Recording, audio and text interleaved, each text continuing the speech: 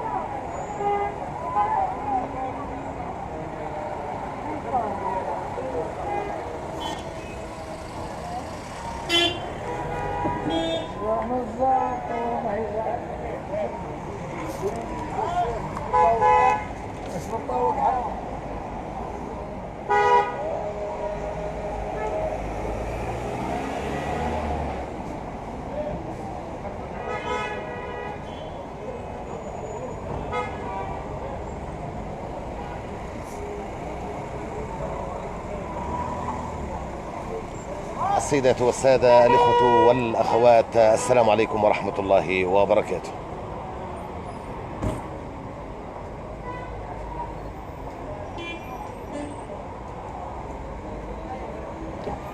نرحب بكم متابعينا ومستمعينا ومشاهدينا، أهلا وسهلا بكم في هذا البرنامج المتجدد اليومي من مدينة الخليل، وعلى الهواء مباشرة على أثير راديو المرح على 100.7 FM. نرحب بكم، وأيضا على نافذة البث المباشر راديو مرح باللغة العربية ومرح FM باللغة الإنجليزية. أهلا وسهلا بالجميع.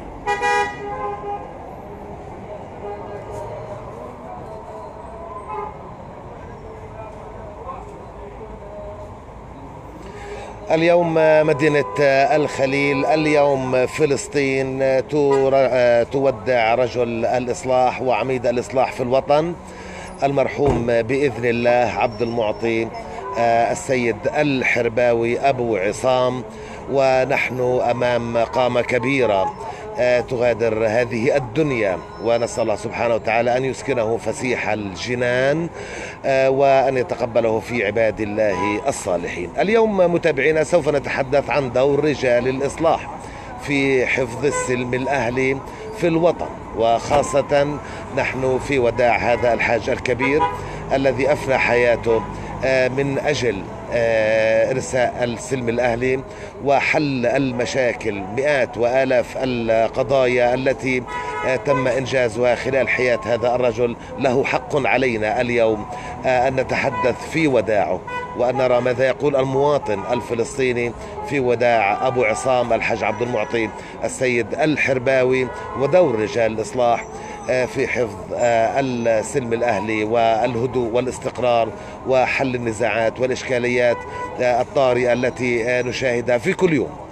لهم منا كل التحية والاحترام والتقدير لمن يسير في هذا الركب، وطبعا الإصلاح ما بين الناس من القضايا ومن الجوانب التي يحاسب عليها الله سبحانه وتعالى بغير حساب، ويتجاوزون إن شاء الله كل العقبات في لقاء الله سبحانه وتعالى ويوم الآخرة بغير حساب من الله. إذن متابعينا مستمعينا، اليوم وقفة مع قامة كبيرة من قامات هذا الوطن، وخاصة في مدينة الخليل. واليوم فلسطين تودع هذا الرجل الكبير بمكانته واحترامه وتقديره ما بين عائلات الوطن. سوف نقف مع المواطنين في الميدان ونتحدث عن حياة هذا الرجل، وأيضا عن دور رجال الإصلاح في حياتنا كمجتمع عشائري فلسطيني.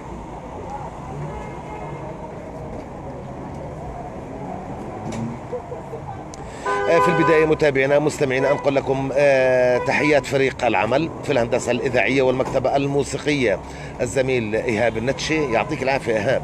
وطبعا تحياتي محبتي تقديري من خلف المايك في الإعداد والتقديم عماد المحتسب أبو عبد.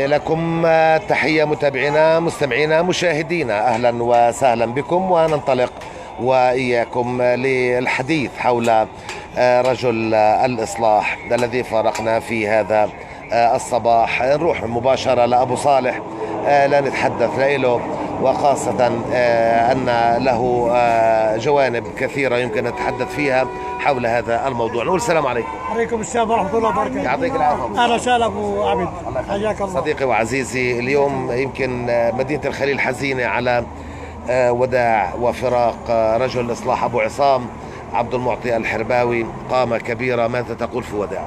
والله سمعنا بمزيد الأسى والحزن عن وفاة الحج عبد المعطي السيد أبو عصام عليه رحمة الله.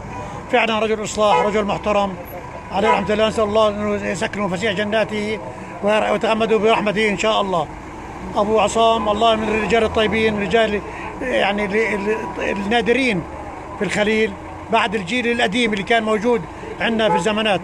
أمثال مين؟ أمثال رحمة رضوان صبحة عليه رحمة الله، الله يرحمه، رحمة حمدان كاتبة، رحمة ظاهر دعنا. دول ثلاثة رجال خير كانوا في الزمانات رجال إصلاح ورجال خير للبلد، وكانوا ماسكين البلد بالمعنى الصحيح. يعني هون احنا بنتحدث عن دور رجال الإصلاح واهميتهم حتى في واقعنا في حياتنا. هل يمكن كجبل الخليل او حتى فلسطين اللي بتسودها النوع من العشائريه تستغني عن مثل هؤلاء الرجال؟ لا والله هذول الرجال الطيبين فيش غنى عنهم. نسأل الله يعوضنا عنه برجل آخر أو رجال آخرين، لأنه إحنا بالخليل يعني كنا بلد واحدة وعيلة واحدة، وبحاجة يكون بيننا رجال إصلاح زي ما تقول. كونه يعني المشاكل لابد عنها وسوء تفاهم تصير بين الإخوة دائما موجود، فإحنا بحاجة لرجال إصلاح يكونوا دائما عايشين معنا وبيننا متفاهمين وضعنا، وضع بيوتنا، وضع عائلاتنا. ضربت لي أمثلة سابقة في التاريخ أو سابقة في الزمن أيضا كان لها دور وكان لها يعني جانب يعني بيحفظ السلم الأهلي أو عليه الصلاة والسلام. صلى على النبي عليه الصلاة والسلام. والكلام بحكي للكل، والله بتمنى يكون كل رجال الإصلاح يكونوا نفوسهم طيبة إن شاء الله، ويكون تجاههم لحب الوطن ويحب أولاد بلدهم.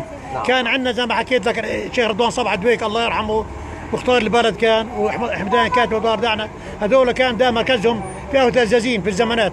عديتهم دائما غاد. طبعا كل سنة في أي سنة هالكلام؟ هذا كلام بالأربعينات، يعني من 36 ل 46 ل 45 أيام انتداب البريطاني. فهذول كان بتاع بريطانيا كان زي اليهود، بتحب تلف وتلم على الدور وتاخذ تعتقل كثير مواطنين، الأسلحة تعتقل تلم الأسلحة، تعتقل الناس كثير زي ما تقول من أهل الخليل. فهذول كانوا رجال إصلاح، كانوا يعني زي ما تقول قلبهم على رجال الخليل ويحافظوا عليهم ويحافظوا على بيوتهم وعلى أسرارهم وعلى كل شيء. فكان يتعمدوا دائما ياخذوا مثلا الجيش البريطاني يقول له بدنا نروح مثلا على دار أحمد، مثلا دار أحمد زي ما تقول وين كانت تكون موجودة في حالة الجعابرة زي من فوق. يجي الله يرحم الشيخ رضوان صبحة ويجي أو يرحم بدنا قبل كذا يقول له يا عمي حياك الله بديك على داره. في الطريق يلاقوا فلان من الناس، مثلا واحد من خلايله اسمه مثلا زيد، مثلا زيد من الناس يعني، والله فهموه انه بده على دار احمد، نشوف دار احمد، يا ترى بنشوفه موجود في الدار. يفهم هذا زيد انه جايين في عنده مثلا شغله يعني بده يعتقلوه او عنده اصلاح عنده كذا، على طول يلف طريق ثاني يروح على الدار يقول لهم يا جماعه هي جايكم الشيخ رضوان مع الانجليزي جايين يفتشوا الدار وكذا كذا، يعرفوا. فأهل الدار يحتاطوا على طول يخبوا اذا كان عندهم مساحه يخبوها، او كان اذا كان واحد معتقل بده يعتقلوه ينفذ من الدار. فيجوا على الحرم، يتعمدوا يجوا على الحرم عند سيدنا يوسف، يقعدوا يقروا الفاتحه وشيء من آيات القران الكريم حتى يعطوا مجال وقت، يعني بطريقه فنيه يعطوا مجال وقت تبين للشخص اللي بده يطلع على الدار يخبر اللي جايين على داره. فطبعا يقعد 10 دقائق ربع ساعه، بده يقول يلا تفضل حبيبي. يجي على الدار، هي يا ابي فلان والله جوزك موجود يعني بدنا نشوفه.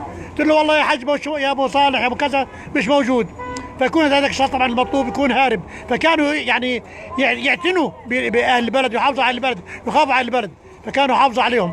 في موقف صار قدامك مثلا انت شهدته بطريقه معينه؟ انا شفت انا مره كنت قاعد مع سيدي الله يرحمه عوض الزازين، معديه واحده الله يرحمها، طبعا ماتت مرة عجوز كانت دراعة ايام الخليل، كانوا يلبسوا دراعات يمنيات كانوا يلبسوهم، وطرف فستانها مبين من تحت، طرف فستانها مبين من تحت.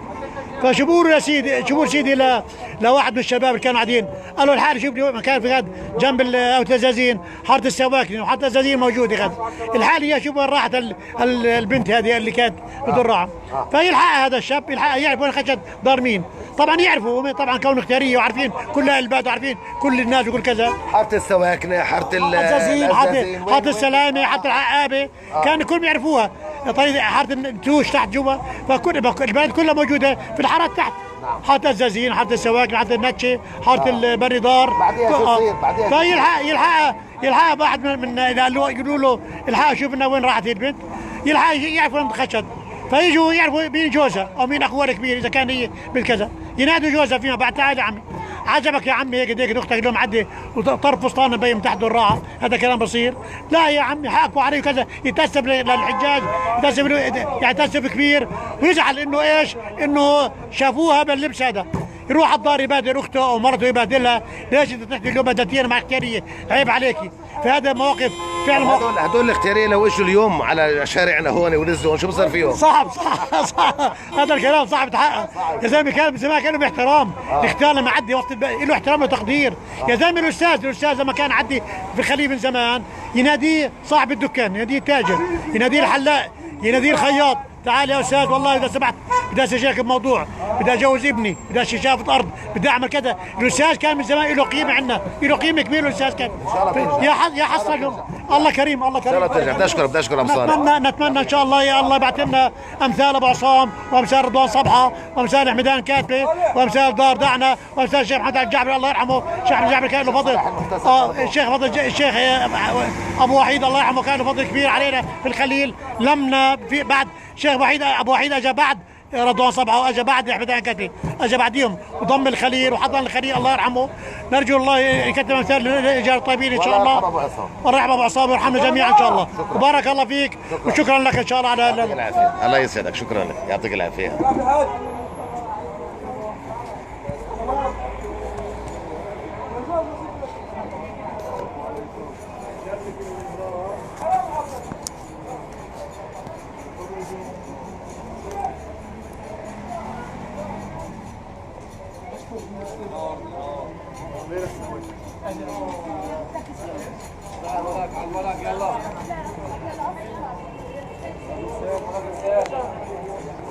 كفي ونكمل معكم متابعينا ومستمعينا ومشاهدينا. اهلا وسهلا بكم.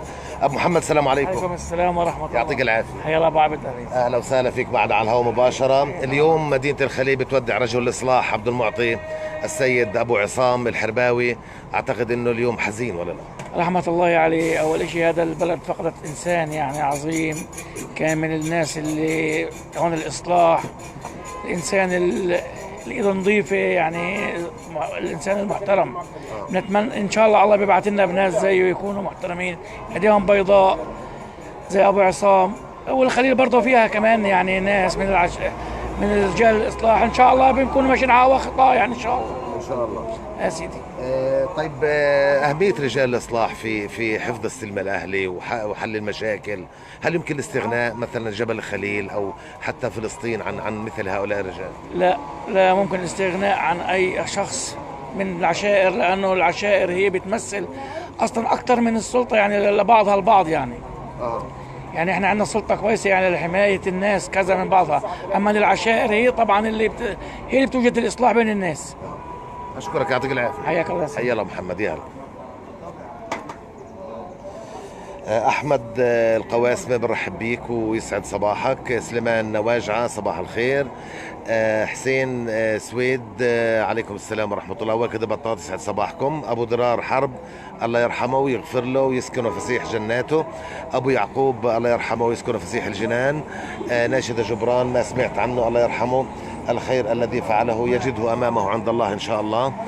سليمان نواجع الله يرحمه ويغفر له ويسكنه فسيح جناته ويلهم اهله الصبر والسلوان، وانا لله وانا اليه راجعون وعظم الله اجركم. نروح مباشره متابعينا ايضا لاحد الاخوه الكرام، نقول السلام عليكم. عليكم السلام. يعطيك العافيه. الله يزيدك عافيه. مرحب بك معنا واهلا وسهلا فيك على الهواء. اليوم مدينه الخليل، جبل الخليل، فلسطين، تودع عميد الإصلاح في الوطن عبد المعطي، المرحوم عبد المعطي السيد الحرباوي. أعتقد ما حدا ما بيعرفه اليوم. الله يرحمه ويغفر له. معروف هذا الرجل بأنه جيبه نظيفة، كان يشتغل لوجه الله تعالى، لا ينوي إلا رضاء الله والعدالة والإصلاح بين الناس. نعم. وبتشهد له أنت على أنه يعني بالفعل يعني حمل هالهم وحل كثير من الإشكاليات والمشاكل اللي كادت تعصف حتى بمجتمعنا محله. ليل نهار كان يشتغل، ليل نهار على حساب صحته وحساب وقته. نعم. طيب ممكن بلد أو مدينة أو وطن زي فلسطين تستغني عن رجال الإصلاح؟ دورهم مثلا في جوانب السلم الأهلي والحفاظ على الأمن والأمان في الوطن. والله حاليا صعب إنها تستغني، خاصة صار عندنا التكتل عائلي والإصلاح وغياب السيطرة القوية للسلطة في معظم المناطق، ووجود العشائر أعطت دور كبير للإصلاح إنه يكون مساعد أو بديل عن السلطة. أنو مثال لرجال الإصلاح اللي أنت بتشوف يعني في أنه يجب أن يكون كل المصلحين وكل الرجال في هذا الميدان يعني كمثال أو رؤية أو نظرة أو في مخيلتك، كيف بتشوف رجل الإصلاح؟ سابقا ولا حديثا؟ بغض النظر كشخصية بتقول أنا بقول هذا هو الرجل المطلوب، يعني بغض النظر عن وداعنا لأبو عصام الله يرحم روحه. والله صعب حاليا انك انا باللي شايفه اليوم لغايه الان صعب.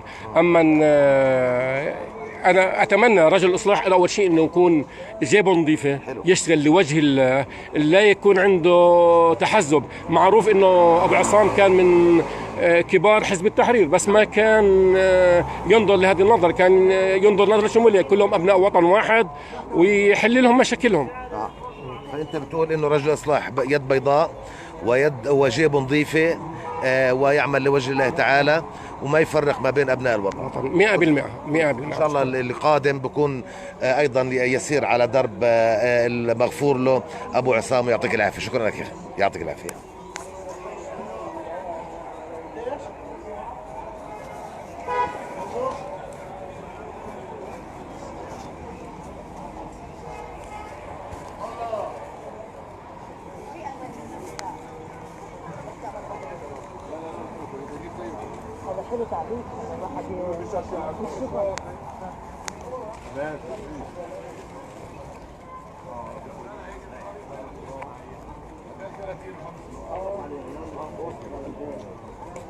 يلا ناكب بلاش على جديد على اصلي، على جديد على اصلي.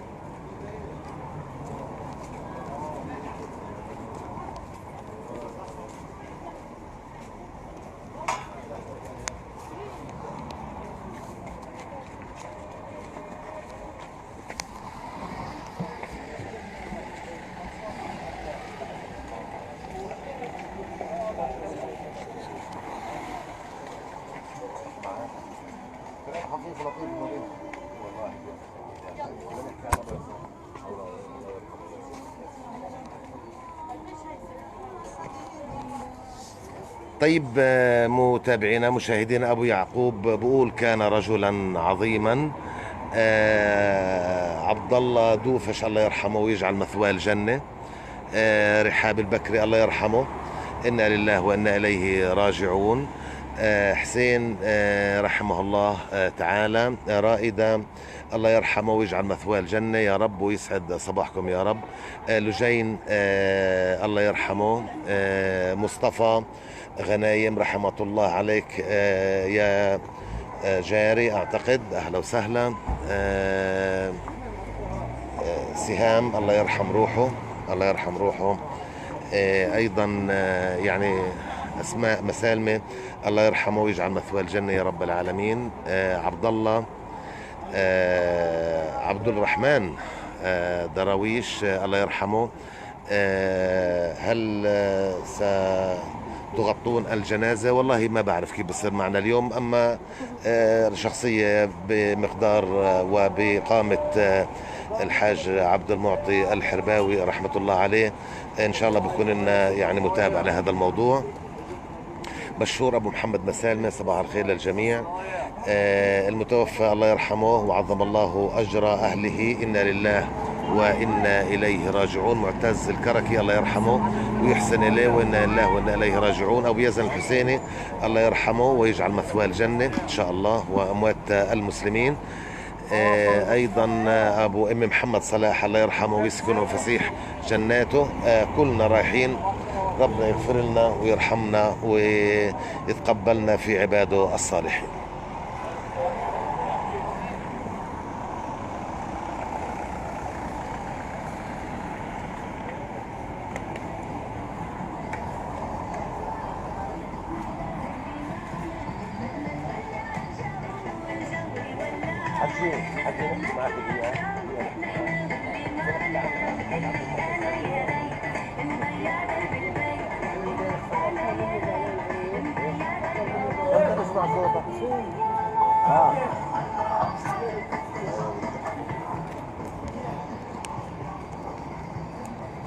طيب متابعينا ومشاهدينا ومستمعينا، يعني نروح ايضا لاحد الاخوه الكرام نقول السلام عليكم. وعليكم السلام ورحمة يعطيك الله. العافيه. يا هلا. برحب بك واهلا وسهلا فيك. وطبعا اليوم مدينه الخليل بتودع رجل الاصلاح وعميد الاصلاح في الوطن المرحوم عبد المعطي السيد الحرباوي. ما بعرف شو بتقول في وداع. بسم الله الرحمن الرحيم. أول شيء البلد فقدت هذا الرجل، رجل الإصلاح الأول في مدينة الخليل، من عز آل السيد كلهم، أولاده أيمن وما بعرفهم عن القرب، بعرف من أيمن أكثر شيء، فمن عز فيهم جميعا. نعم.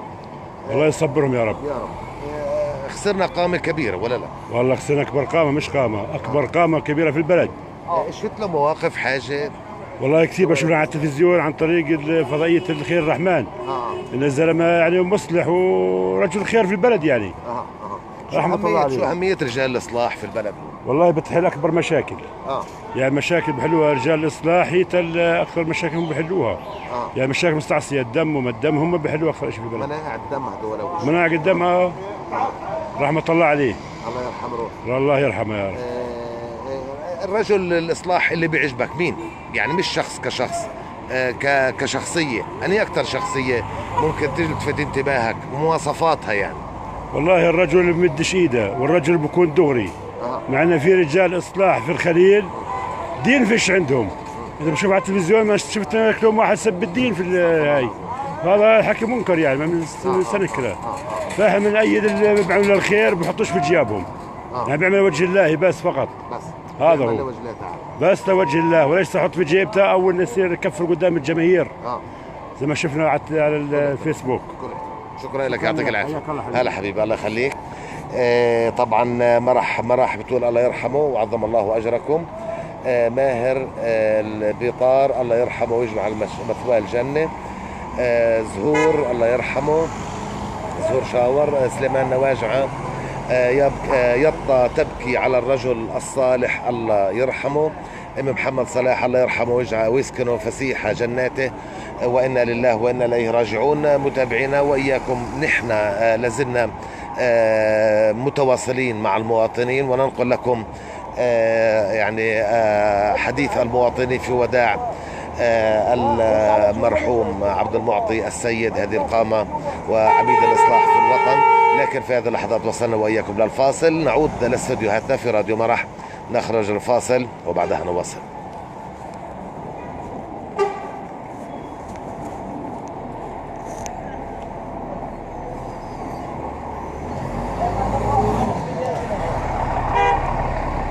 فاصل.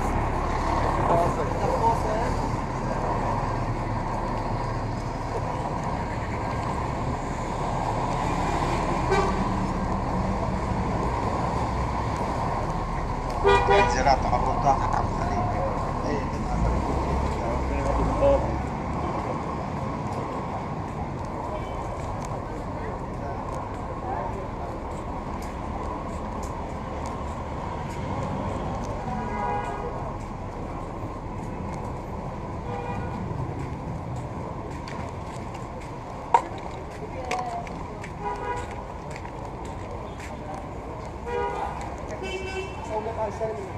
شو موضوعك اليوم يا شايف؟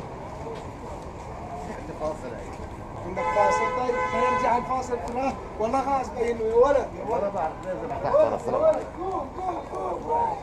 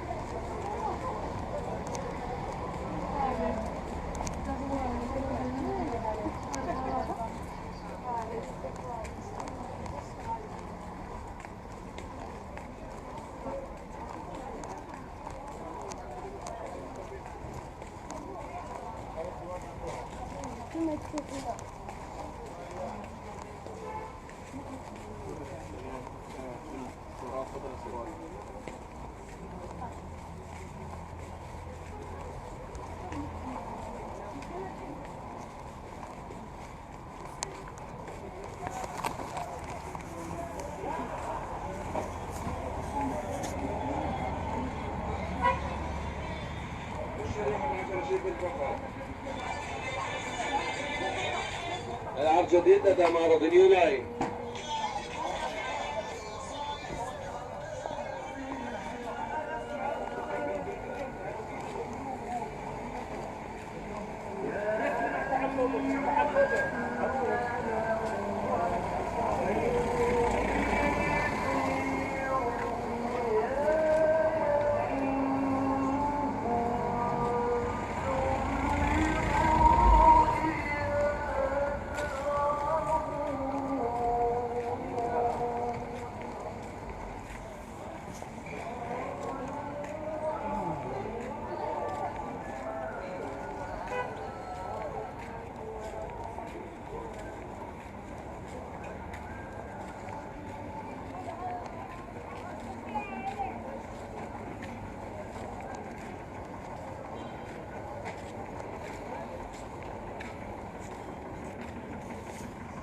طبعا للي بيشاهدونا وبتابعونا على نافذة البث المباشر، لحظات عندما تنضم إلينا إشارة الف ام راح نكمل ونكفي وإياكم هذه الجولة في مدينة الخليل، والحديث اليوم عن رجال الإصلاح ودورهم في حفظ السلم الأهلي، وطبعا في وداع المرحوم عبد المعطي السيد الحرباوي أبو عصام رحمه الله وأسكنه فسيح الجنان.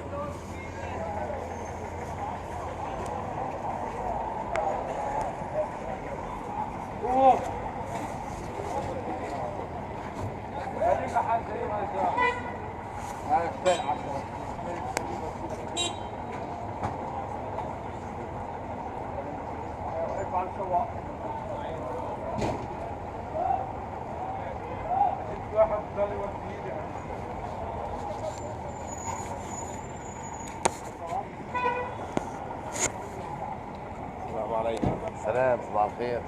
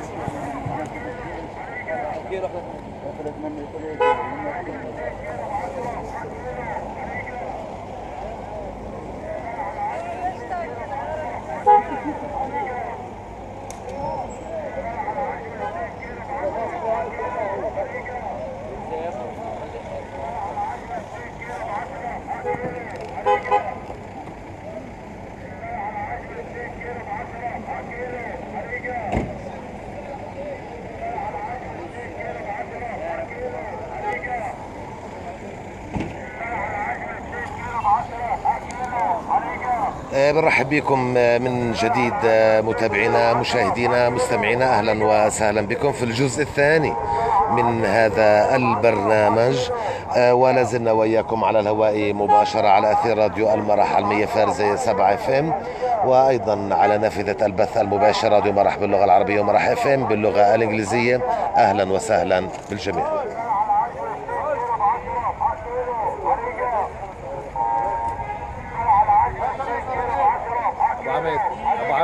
أبو عبيد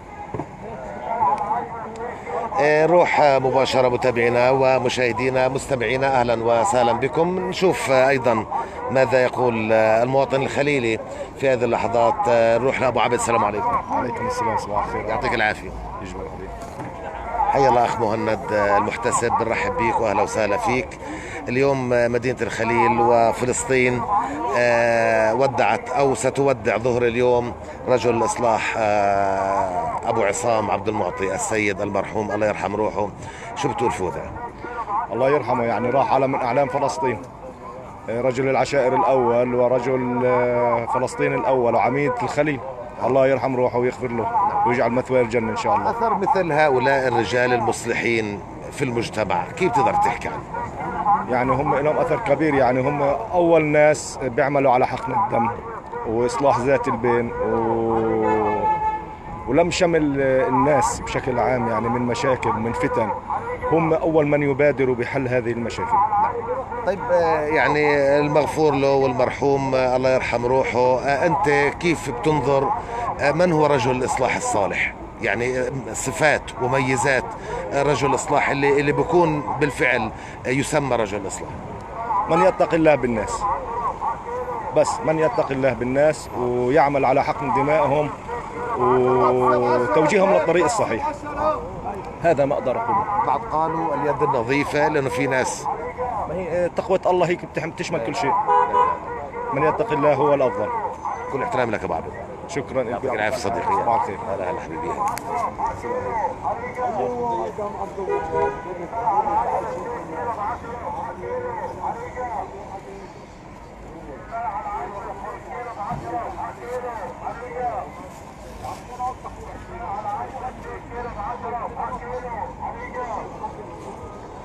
النظام منصور بقول الله يرحمه، تامر أبو عقوب الله يرحمه يا رب. يقين الروح من نابلس أيضا بتشاركنا الأحزان، بتقول يسعد صباحكم، ربنا يرحمه برحمته ويجعل مثواه الجنة. أهلا وسهلا فيكي. تولين أبو عصب صباح الخير. نور صباحكم، يسعد صباحكم، الله يرحمه. أبو حمزة من قهوة الحساني يسعد صباحكم، أحلى راديو مرح. أبو ضياء الطويل صباح الخير. اللهم صل وسلم وبارك على سيدنا محمد وعلى آله وصحبه أجمعين. إبراهيم الصرصور صباح الخير. عاهد حمدي صباح الخير من الأردن لأهلنا في الخليل وكل فلسطين الحبيبة، صباحكم برضو. ياسمين علي بمرخية صباح الخير أبو عبيد وصباح أهلي في الخليل الكرام، طبعا تحياتنا لك في أوروبا. فراس الجعبة ألف رحمة ونور على روحه ويجعل مثواه الجنة. ستفقدك الخليل، إنا لله وإنا إليه راجعون وأعظم الله أجركم. شكر الله سعيكم. وعلي برخية بقول الله يرحمه والرحمة لأمواتنا أجمعين. أبو حربي طنينة البقاء لله تعالى، انتقل لرحمته تعالى صباح اليوم. رجل الإصلاح الحاج عبد المعطي السيد، إنا لله وإنا إليه راجعون وعظم الله أجركم. حاتم أبو عدي أيضا بشاركنا وبقول الله يرحم روحه، ونحن وإياكم في الميدان لنشوف لقاءنا مع مين راح يكون في اللحظات القادمة لنعلي صوت مدينة الخليل والمواطنين في هذا البلد الطيب. خلينا نقول السلام عليكم، يعطيك العافية. السلام الله فيك. برحب بيك واهلا وسهلا فيك معنا على الهواء مباشرة. حياك الله. صديقي وعزيزي، اليوم مدينة الخليل وفلسطين تودع المرحوم الحاج عبد المعطي السيد الحرباوي، أكيد ما حدا إلا بيعرفه ولا لا؟ حياك الله، الله يرحمه ويحسن إليه، والله زلمة كان محترم كويس ورجل إصلاح ورجل الله يرحمه يا سيدي. الله يرحمه. طيب هالكلمات تكفي جهده وجهاده ومسيرته خلال سني عمره؟ الحمد لله يا سيدي، ايش بدك تعمل؟ اللي مربنا كويس الحمد لله. طب شو أهمية رجال الإصلاح كأمثال عبد المعطي السيد الله يرحمه والآخرين اللي ما بنقلل من قدرهم ولا شأنهم؟ لا والله قدرهم كويس يعني، والله يجزيهم كل خير. أهميتهم كويس الحمد لله في الإصلاح وفي كل شيء، يعني أي مشكلة بتصير بيساعدوا فيها الحمد لله. مين بغض النظر عن الأسم، مين هو الرجل الإصلاح الأمثل في وجهة نظرك؟ مين هو؟ شو صفاته؟ والله يعني كل واحد بحاول إنه يصلح بين الناس بالمعروف، مش إنه مشان المصاري أو إشي أو يعني بكون الحمد لله يعني وإيده بيضاء. الحمد لله، أيوة هذا أهم شيء، يعني يكون إنه نظيف وفخم الحمد لله. لك شكرا. يعطيك العافية حبيبي. يعطيك العافية.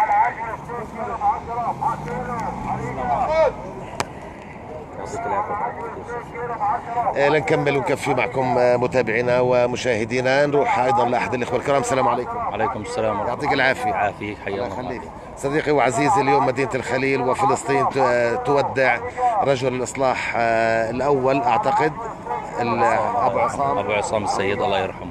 اكيد سمعت الخبر. نعم سمعنا. كيف يعني لقيت؟ والله انه هذا مصيبه الموت كمصيبه ما فيش يعني لابد منها، لكن ربنا بعوض اهل الخليل خير عنه ان شاء الله، وربنا يجزيه عن افعاله كل خير، ربنا يسامحه ان شاء الله يا رب. لكن البعض بيقولوا انه مدينه الخليل وجبل الخليل وحتى فلسطين لانه طابعها عشائري نعم يعني تحتاج لمثل هؤلاء. اكيد اكيد اكيد، لكن ما خليتش من الرجال، ما خليت من الرجال. لا الحمد لله رب العالمين. لا بعز علينا واحد للناس حقوقها. عفوا اعوذ بالله، بعز علينا واحد زي ابو عصام، لكن بننكرش حقوق الاخرين، يعني هو كان رجل من بين رجال وبكملوا مسيرته ان شاء الله والحمد لله رب العالمين. لو قلتك بدي ترسم لي صوره لرجل الاصلاح بصفات معينه، شيء اهم الصفات اللي انت بتتوخاها في رجل الاصلاح؟ رجل الاصلاح اول شغله ماله مش ملكه، وقته مش ملكه، بيته مش ملكه، يعني زي ما قال الشاعر لولا المشقة ساد الناس كلهم، الجود يفطر والإقدام قتال.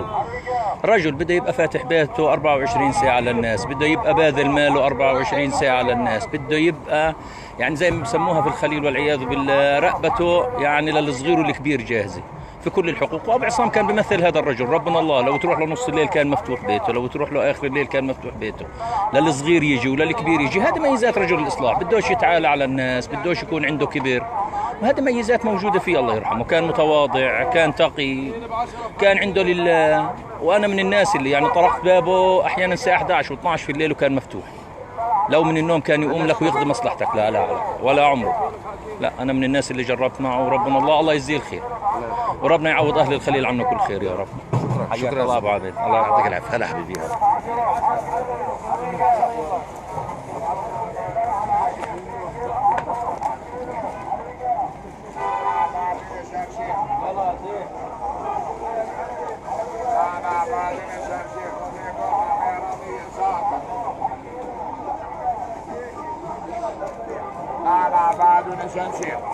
نكمل ونكفي معكم وأصوات المدينة والمواطنين في مدينة الخليل في وداع رجل الإصلاح أبو عصام الحاج عبد المعطي السيد الحرباوي. نقول السلام عليكم. عليكم السلام ورحمة الله. يعطيك العافية. الله يجزيك الخير. اليوم نحن جولتنا وطبعا بعد وصول وورود خبر وفاة أبو عصام عبد المعطي السيد الحرباوي، أكيد أنا شفت الحزن في عيون الناس على فراق هذا الرجل الصالح. بسم الله والصلاة والسلام على رسول الله. طبعا إيش بنعزي أنفسنا ونعزي الوطن كمان، مش الخليل. ترك فراغ هذا الإنسان، وبنواسي اللي هو عائلة السيد بوفاة عميدهم وهو عميد الخليل بل عميد فلسطين. هذا الإنسان ترك فراغ، هذا الإنسان كان يسعى في الخير، إصلاح ذات البين. إصلاح ذات البين هذا أمر عظيم عند الله، إنك تكون أنت مصلح بين الناس. هذا بيكون إن شاء الله في ميزان حسناته. فبتفتقدوا الخليل وإحنا بنفتقده والوطن بيفتقده، واليوم الخليل حزينة على فراق هذا الإنسان الطيب اللي كان يدفع من جيبه وما يسألش، مش يمشي لمصلحة أو لهدف معين أو كذا، بس كان هدفه مرضاة الله سبحانه وتعالى. أهمية هدول رجال الإصلاح في الخليل أو في الوطن شو أهميتهم يعني؟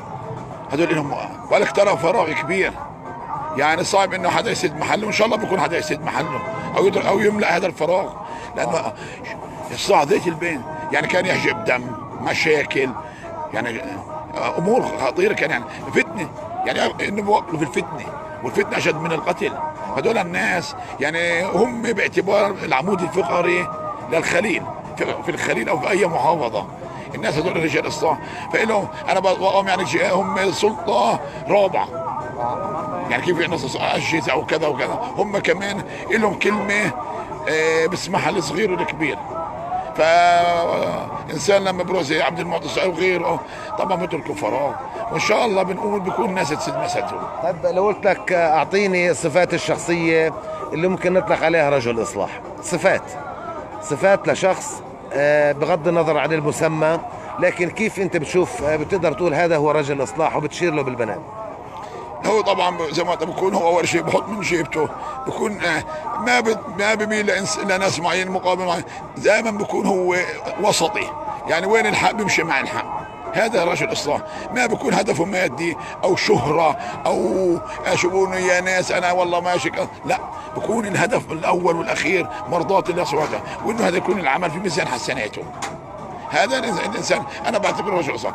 اما انسان رجل اصلاح يكون هدفه او مرضاته مش بيضة، يعني خلينا نقول له مآرب ثانيه، ما بكون رجل اصلاح، هذا بكون مصلحته الشخصيه ولا ذاته. لكن عبد المعطي السيد الكل بيشهد له. بدنا نحكي مع الاستاذ لانه حكى كلمه نعي وكلمه انا قراتها اليوم. اشكرك ابو اسلام، يهموني عزت، واحنا كنا بنواسي وبنعزي ان شاء الله. شكرا. اكيد بدنا نشوف، ما بعرف ابعد عنا، ما في مشكله. لكن ابو سماح بدك تحكي شيء بحق المرحوم ابو عصام. السلام عليكم. وعليكم السلام ورحمه الله وبركاته. يعطيك العافيه. يعطيك العافيه يا عم. الله يخليك. اليوم احنا بنودع ومدينه الخليل وفلسطين بتودع رجل الاصلاح وعميد الاصلاح في الوطن ابو عصام عبد المعطي الحرباوي. اكيد ما حدا الا بيعرفه. اي نعم. الله يرحمه ويجعل مأواه الجنه والنيال عند الله، لانه رجل اصلاح، كان يوفق بين الناس ولا يفرق، لا يشبك الناس ولا شيء، كان يوفق بين، عمره ما دخل بمشكله الا كان يحلها، الحمد لله رب العالمين. وكان كل ما يطلع في مشكله كان يحط من جيبه، مش يعب بجيبه. نطلب من جميع رؤساء وزعماء البلد والمعاشائر والقبائل انهم يمشوا الطريقه اللي مشى فيها ابو عصام. كان رجل اصلاح، ما كان عبد يجيبه. في وجه الله تعالى هذا بلاقي عند الله، مش بلاقي عند عبده، عبده حتى عند عبده حتى الناس من اليوم هون بيقولوا الله يرحمه ويجعل مأواه الجنه. انا اول واحد بقول عده مرات مشيت في اعضاء وفي شارمه، كان رجل اصلاح مش رجل افساد. الله يجمعه هو والنبيين والمصلحين بالجنه بجاه الله وكتبه ورسله. يا رب. اشكرك ابو سماح، يعطيك العافيه.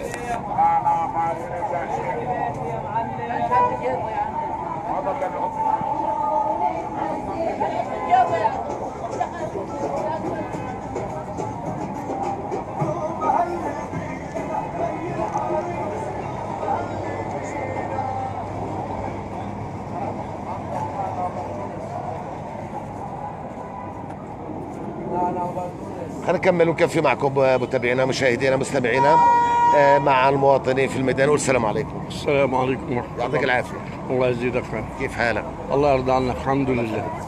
صديقي وعزيزي، اليوم مدينة الخليل تودع رجل الإصلاح وعميد الإصلاح في الوطن رحمة أبو عصام عبد المعطي الحرباوي. الله يعليك. شو بتقول في وداع؟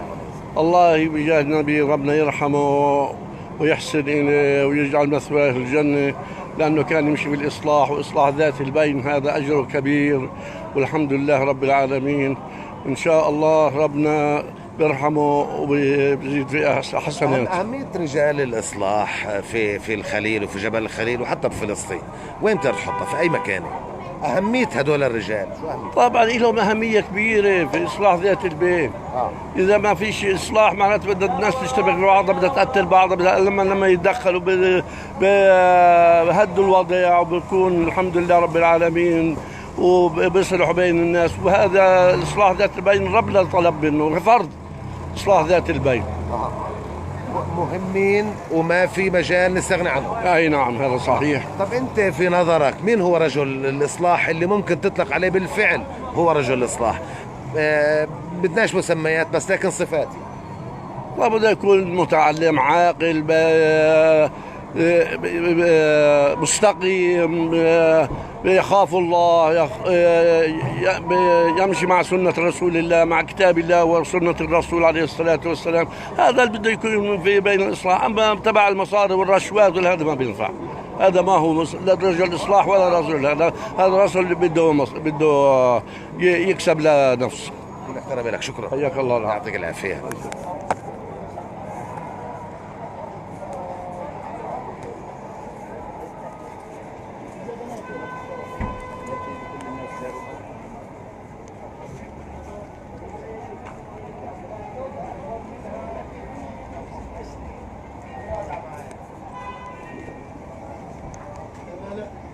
ايوه بدنا نقول السلام عليكم. بنحكي اليوم عن رحمة الحج عبد المعطي الحرباوي أبو عصام. السلام عليكم. عليكم السلام. أهلك يا حج. الله وبركاته. أهلا وسهلا فيك معنا على الهواء مباشرة. اليوم كل التقيتم حزينين على وداع أبو عصام. رحمة الله على أبو عصام لأنه رجل خير، رجل صالح لكل أمة محمد. شو اللي خلاك تحكي الكلام؟ لأنه ولا جلسة بجلسة إلا بخاف الله ومشي الحق الصحيح مع الناس، ولذلك يشكر مدى الحياة. صعب فراقه أبو عصام. فراقه صعب وخسارة لكل مجتمع، لكل عشيرة، لكل بلاد الضفة الغربية، لأنه بقى يطلع ريحة وبقى يطلع وين مكان ويفصل الناس في الكلام الخير. وبعدين في نفس اللحظة دائما في كل بلد في الضفة الغربية زي شاعر ليلة معروف لكل البشر. طيب انت شهدت له مواقف وعتلوه في جلسات او في حضرات؟ في جلسات، عدة جلسات انا وياه اروح، وبعدين زلمة ما يحبش كلام كتير وتبزبز من هون بيمشيش عنده، وبكلام الصح بمشي وغصب عن الامور بمشيها بالصح. طب رحمة الله أبو عصام ربنا توفى وأخذ وداعته اليوم، لكن أنت من خلال هذه الصحبة ومن خلال هذه الرفقة ومن خلال معرفتك به، من هو رجل الإصلاح اللي بتقدر تطلق أنت عليه رجل إصلاح؟ شو صفاته رجل الإصلاح؟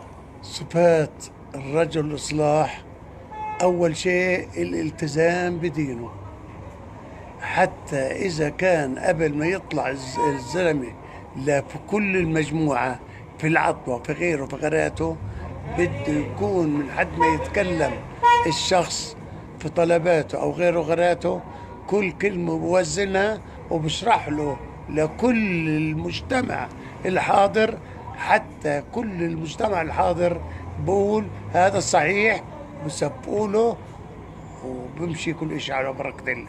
كل احترام. يعطيك العافية. الله يجزاك. شكرا يا نبي.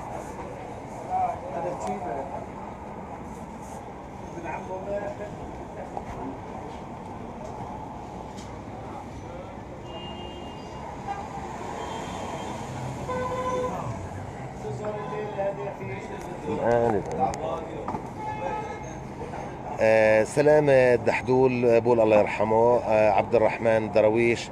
نحن من خارج الخليل نعزي كل الخليل بوفاته، الله يرحم روحه. ابو حامد سبيته يسعد صباحكم بكل خير ابو عبد والجميع، اهلا وسهلا فيك. علاء قفيشه انا لله وانا اليه راجعون، عظم الله اجركم وربنا يجعل مثواه الجنه ويصبر اهله. بنديتو مش عارف سامحونا يعني ابو جوجو الدرويش المتوفى يمكن ان تقرا حتى عنه بوكالات الانباء التي نعت المرحوم عبد المعطي السيد الحرباوي من رجال الاصلاح البارزين في فلسطين، ويعتبر عميد الاصلاح في فلسطين. عاهد حمدي رجال الاصلاح هم رجال الدوله الحقيقيين، الله يرحم روحه. ابو جوجو بقول الله يرحمه ويسكن فسيح جناته، الله يسعدك واهلا وسهلا فيك. ممكن يكون معنا حديث مع احد الاخوه الكرام في هذه اللحظات اذا كان امكن ذلك. في مجال نحكي معك حج دقيقه. السلام عليكم. السلام ورحمة الله وبركاته. يعطيك العافية. الله يزيدك عافية. أهلا وسهلا فيك معنا على الهواء مباشرة. حياك الله. خيي اليوم مدينة الخليل فلسطين تودع رجل الإصلاح المرحوم عبد المعطي السيد الحرباوي، أكيد ما حدا ما بيعرفه أبو عصام. أكيد هو من شخصيات الإصلاح في مدينة الخليل والرجال المعروفين في ميدان الإصلاح الاجتماعي. نعم. وهو فقيد من أهل هذه المدينة الممتدة أقصاها وجنوبها وغربها وشرقها، التي يعرف فيها من جميع الجوانب الكرم والأخلاق والإصلاح. وأي شخص في هذا البلد يكمل المسيرة في الإصلاح لكل هذه البلد الواسعة الامتداد، ولا يقتصر على زاوية من زواياها، وإنما هو فقيد لجميع هذه البلد بأرضها وسمائها وديارها. اكيد بتعرفوا انتم معرفه شخصيه، ويمكن جلستوا في مجالس او في جوانب معينه في خلال مده حياته لابو عصام؟ لا ما اجلس معه ولكن اسمع به. شرفاء هذه البلد معروفين وعظمائها ورجالها، رجال الاصلاح، اهل الدين، اهل الكرم، حمله الشهادات، اهل الباع في الصدقات والنفقات معروفين. لا يخفوا على اي شخص في هذا البلد. طيب السؤال بيطرح نفسه، من هو رجل الإصلاح بصفاته؟ ما هي الصفات اللي لازم تكون موجودة في رجل الإصلاح؟ رجل الإصلاح هو الذي يعمل لله تعالى ما بين الناس واسطة، يعني فإن فئتان من المؤمنين اقتتلوا فأصلحوا بينهما. يعني دوره يقوم بتوسيط العلاقة ما بين الأطراف وتسهيل الأمور حتى تتم الصلح بين الأطراف إن شاء الله تعالى، حتى لا يكون هنالك شقاق أو نزاع أو خلاف، بناء على كلام النبي صلى الله عليه وسلم. نعم. إذا مدينة الخليل والوطن فقدت رجل من رجال الإصلاح. دور رجال الإصلاح في حفظ السلم الأهلي؟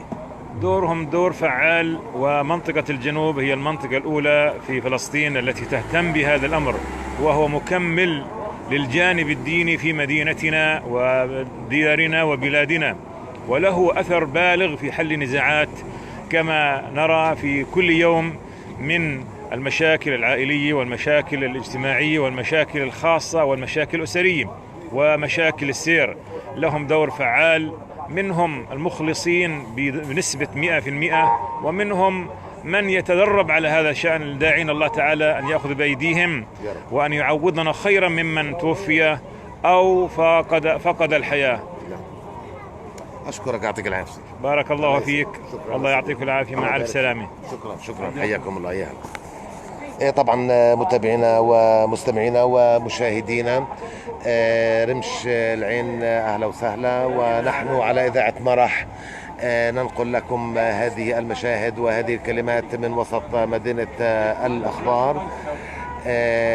بقول عبد الرحمن درويش بقول حسب الأخبار ستنطلق الجنازة من الغرفة التجارية باتجاه مسجد الحسين على صلاة الظهر. هو بالفعل اليوم راح يكون الوداع الأخير بعد صلاة الظهر.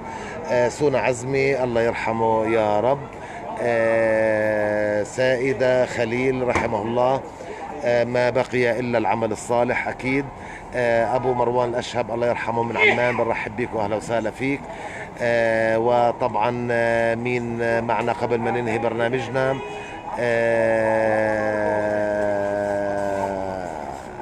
نعم، يونس بقول صباح الخير من ألمانيا.